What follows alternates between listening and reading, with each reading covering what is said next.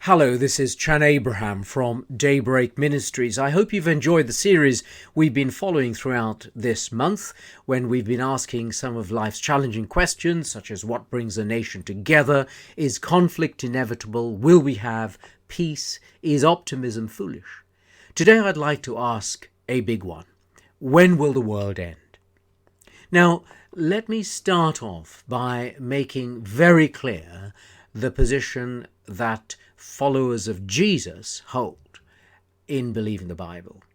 And that is quite simply this: the world will not end as a result of anything that any human being or national government or political movement does. The world, to the extent that it will end, will only do so in the way that it started, and that is by specifically the command of Almighty God. Why is that so important?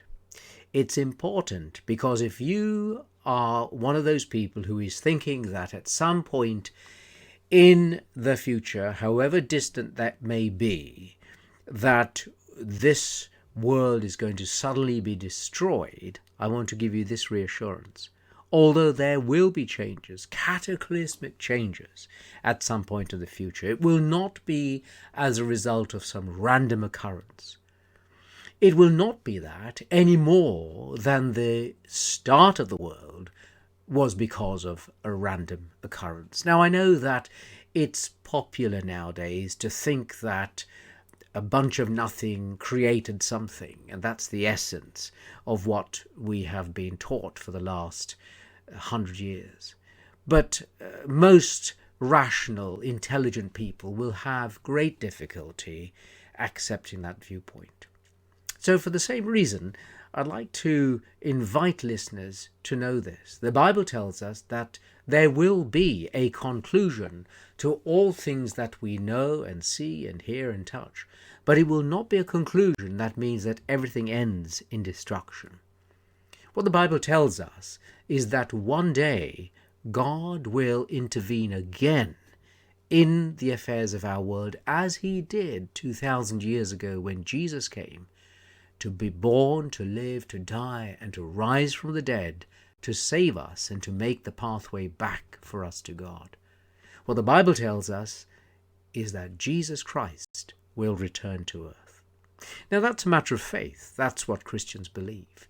But the great hope for every one of us, and God only knows we need it at this time, is that the return of Jesus promises us universal peace, the resolution of all of those unresolved questions that may be in our hearts and in our minds.